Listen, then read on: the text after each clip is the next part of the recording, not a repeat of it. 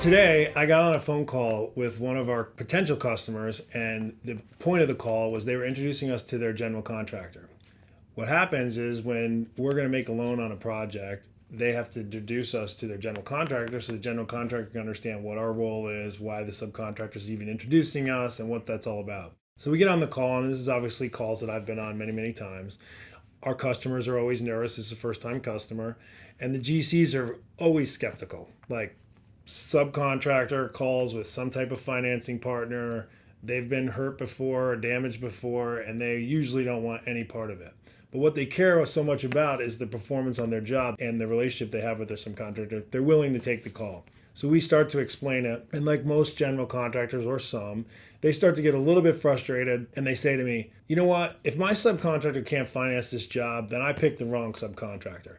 And you know what else? They should have plenty of money to do the jobs they can. And I only want to work with subs that have enough money to do that job. I'm going to explain that story at the end to you guys in a second, but I'll tell you the outcome. But what we got into was exactly what I'm going to talk about today.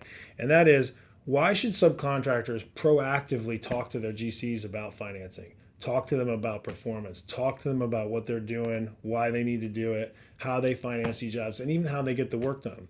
See, if you're a general contractor and you're working for an owner developer and they hire you, you then go out and subcontract out all the work. Subcontractors do all the work. At the end of the month, they turn in their invoices. GC aggregates them together, submits them to the owner. 30 days later, they get paid, and then they pay the subcontractors. Well, the subcontractors are actually financing 60 days worth of the project, not the bank that put their sign out front that says proudly financed by, ABC Bank, and not the general contractor, because general contractor subbed out the majority of the work. So it's the subcontractor that's doing the work. Now, why is it important for the subcontractor to talk to the GC about financing on the project or who their finance partner is?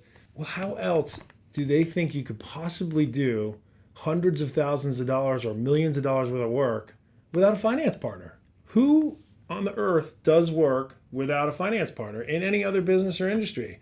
People don't just start off with hundreds of thousands of dollars and millions of dollars in their pocket to say, hey, who can I go finance your project for and do all this work and wait 60 days to get paid? So you have to find a relationship. The owner developer on the project didn't go out and spend all the money. Or they went and got a finance partner. They don't have endless amounts of cash. They got a bank. So why would a subcontractor who is financing the project be any different? The difference is subcontractors don't talk to their general contractor about it.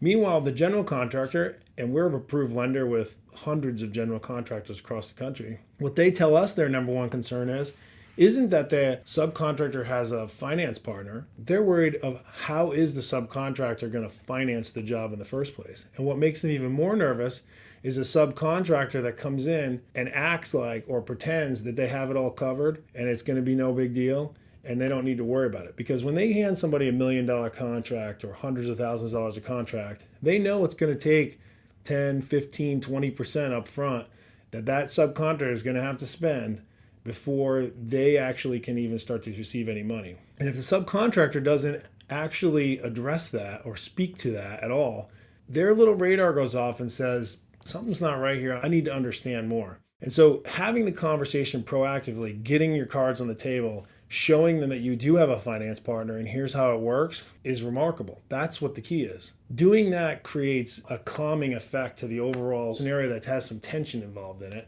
and makes everybody a little more calm, because now we're all talking about realistic issues and realistic pain points and things that everyone's already thinking about anyway, but now they're on the table and we can talk about how we're going to address them. So get back to my conversation that I started with. What happened? So they say to me, why would I want to talk to a finance partner? If my sub can't finance themselves, then, I'm out. I said, listen, here's what we care about. We care about the performance on the project. That's what you care about, and that's what our mutual client, the subcontractor, cares about. In order to perform on the job, they have all the labor, they have the material, they know exactly what to do. The biggest problem that can occur is if we don't have money to buy the material or money to pay for the labor. So what do? We use mobilization funding. We provide a project-related loan. Our loan has to be used for project-related costs. Why is that important? Well, that means it's going to help the job perform. That's beneficial to the GC, it's beneficial to our client, and it's important to us. So all three parties now care about performance on the job. The general contractor doesn't have to change their contract with the subcontractor at all. Meaning if the sub does the work, the contract clearly lays out how they'll be paid and what they'll be paid for. And what mobilization funding does now through our client is just provides them the cash they need to buy the material, to pay for the equipment, to pay for their labor. And why is that important to the performance? Well, it means now they have the money, they can put the right amount of guys on the job to start. They can order the material with the lead times that it needs to be ordered in. They can keep up with the schedule. They might even be able to create some efficiencies and get ahead of schedule, which is all beneficial to the project. It's going to make not only the general contractor look good, but it's going to help our subcontractor have peace of mind. The less stress and tension involved in any scenario is going to only make it better. I think we all can agree on that.